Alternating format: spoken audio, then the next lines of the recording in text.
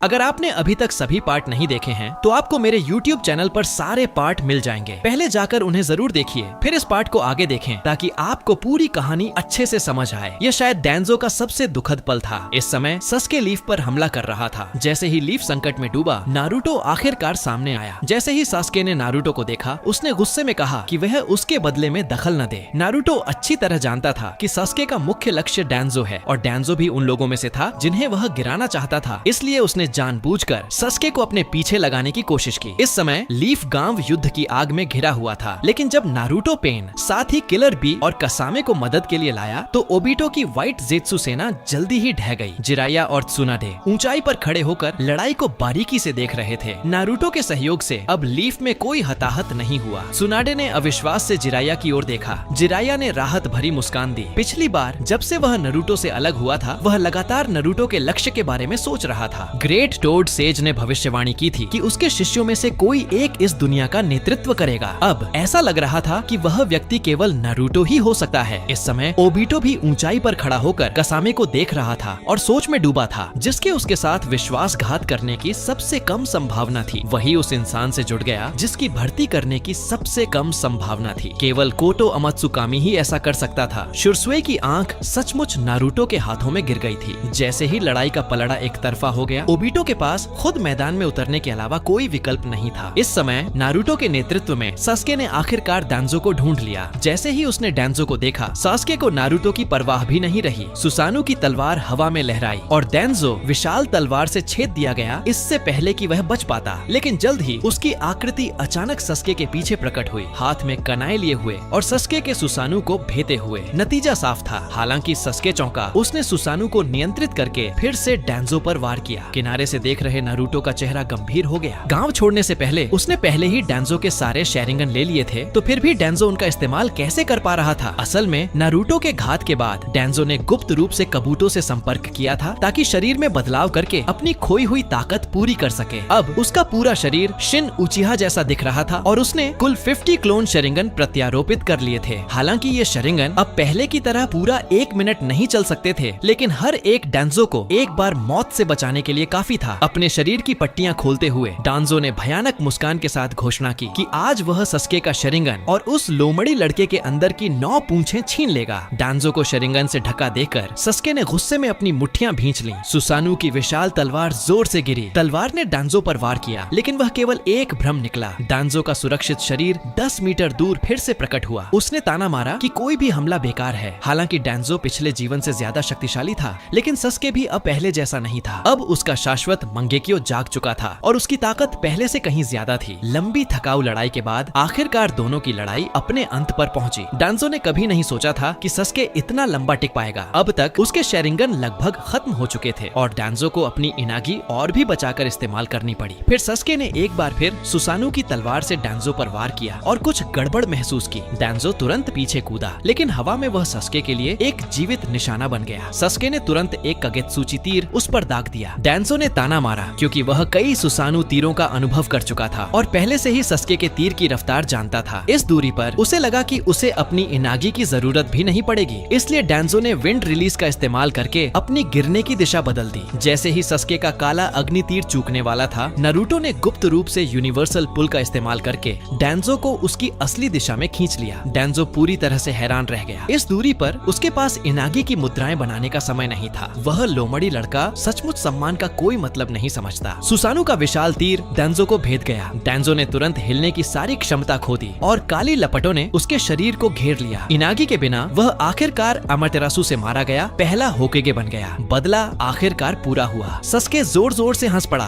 बदले के मूड ने उसके चक्र को और भी ठंडा बना दिया। वह पलटा लीफ का कत्लेआम शुरू करने ही वाला था, लेकिन नारुतो ने अचानक उसे रोक दिया। आखिरकार अगर सस्के डांजो के अलावा किसी और पर हमला करता तो नारुतो बस खड़ा नहीं रह सकता था। गुस्से में सस्के नारुतो पर हमला करने ही वाला था। उसी समय एक काला भंवर समय और अंतरिक्ष को मरोड़ने लगा। अचानक ओबिटो दोनों के बीच आ गया। उसने नारुतो से पूछा कि उसका असली मकसद क्या है। उसने लीफ से गद्दारी की थी, फिर अब उसकी रक्षा क्यों कर रहा है? नारुतो मुस्कुराया और जवाब दिया कि उसका लक्ष्य शिनोबी वर्ल्ड को बचाना है, लेकिन सवाल उठाया कि क्या ओबिटो उस पर विश्वास करेगा। ओबिटो ने इसका मजाक उड़ाते हुए कहा कि इस दुनिया को बचाने का एक ही रास्ता है, इन्फिनिट त्सुकुयोमी। आज वह ठान चुका था कि वह अपने रिनिगन को नारुतो से वापस लेगा, क्योंकि उसने पहले पहले ही नारुतो की कमजोरी ढूंढ ली थी। धमकी खत्म करते ही ओबिटो वहीं से गायब हो गया। नारुतो को अचानक अशुभ आभास हुआ। वह पीछा करने ही वाला था कि सस्के ने उसे रोक दिया। ओबिटो का अगला आगमन लीफ के कमांड हेडक्वार्टर्स में हुआ। उस समय वहाँ त्सुनाडे थी जो दूर बैठे गंभीर रूप से घायल लोगों को ठीक करने के लिए हैंड साइंस बना रही थी। ओबिटो को आता देख उसने होंठ काट लिए। जानती थी कि अगर वह अभी हीलिंग रोक दे तो वे घायल शिनोबी जरूर मर जाएंगे। ओबिटो ने हाथ बढ़ाया उसे कमुई डिमेंशन में खींचने के लिए, लेकिन उसी वक्त आसमान से अचानक जिराया उतरा, हाथ में रसेंगन लिए। ओबिटो को अब्सॉर्बिंग छोड़कर इंटेंजिबिलिटी पर जाना पड़ा। उसकी नजर ठंडी और गहरी थी। होकागे को चारे के रूप में इस्तेमाल कर फिर उस क्षण का इंतजार जब मैं टेंजिबल बनूं। जिराया हल्के से मुस्कुराया। 5 कागे समिट में ओबिटो से छोटी सी भिड़ंत के बाद से ही उसने अंदाजा लगा लिया था कि कामुई अब्सॉर्प्शन के लिए ओबिटो को टेंजिबल होना पड़ता है। ओबिटो ने जिराया की तीक्ष्णता की तारीफ की, कहा वह सचमुच उन दोनों का शिक्षक था, लेकिन उसने जोड़ा तुम और तुम्हारे डिसाइपल्स दोनों की वही कमजोरी है। यह कहकर ओबिटो ने कमुई से कई फूमा शुरिकेन निकाले, सीधे इमोबिलाइज्ड त्सुनाडे की ओर फेंके। जिराया ने तुरंत वाइल्ड लायंस मेन टेक्निक का प्रयोग करके उसकी ढाल बनाई, लेकिन इसी क्षण का फायदा उठाते हुए ओबिटो उसके पीछे प्रकट हुआ और उसे कमुई में अब्सॉर्ब कर लिया। बहुत परवाह करना, यही तुम्हारी और तुम्हारे डिसाइपल्स की कमजोरी है। इसी समय नारुतो आखिरकार सस्के की पकड़ से मुक्त हुआ और आ पहुंचा। अपने शिक्षक को कमुई में अब्सॉर्ब होते देख नारुतो का चेहरा गंभीर हो गया। ओबिटो जोर से हंसा और खुद को फेस करते हुए धमकी दी, अगर तुम अपना शिक्षक वापस चाहते हो तो रिनेगन और नाइन टेल्स सौंप दो। लेकिन अचानक एक नारंगी रोशनी चमकी। नारुतो ने कुरामा चक्रा मोड एक्टिवेट किया और ओबिटो पर हमला किया। उसकी गति इतनी तेज थी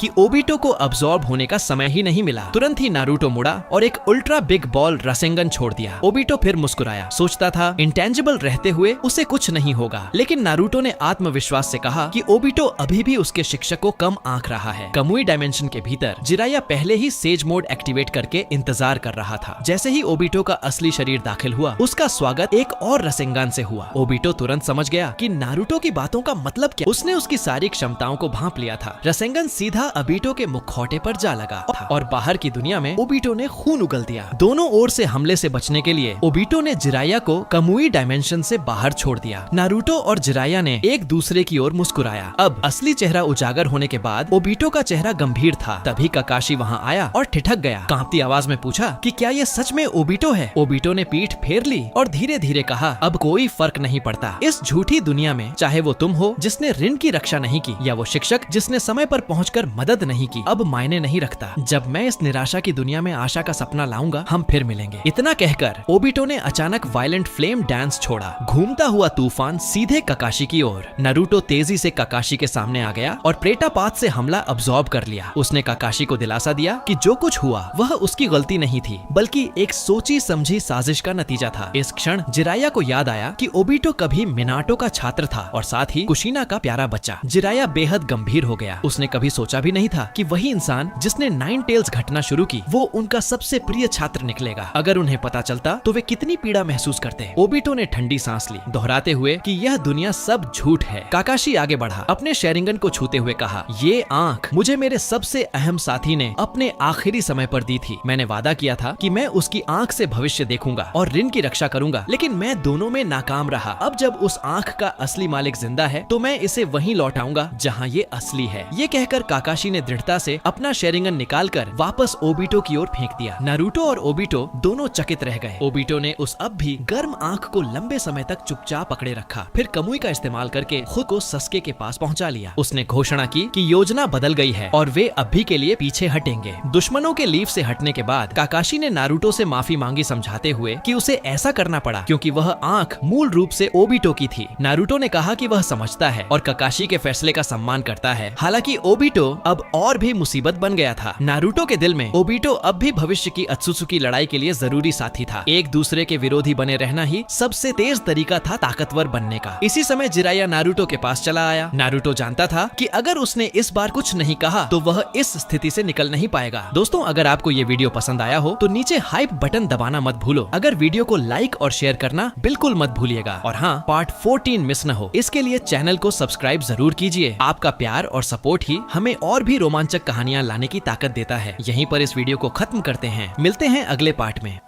Everybody knows that I'm breaking down. Everybody knows I ain't faking now. Everybody knows my heart's vacant now. Yeah, she hates me now, I made mistakes but now I don't ever wanna be alone. I don't really ever feel at home. On my own, in the zone, that's the only way I know. Feeling low, about to blow back up. Here I won't ever let the doubt creep in. Gotta pop a couple more aspirin. I don't think I'll ever let you in. Easier to break it off best friends. I don't really understand myself. I don't really understand, need help. I don't wanna be left on the shelf. Couldn't even hear me if I yelled. It's so cold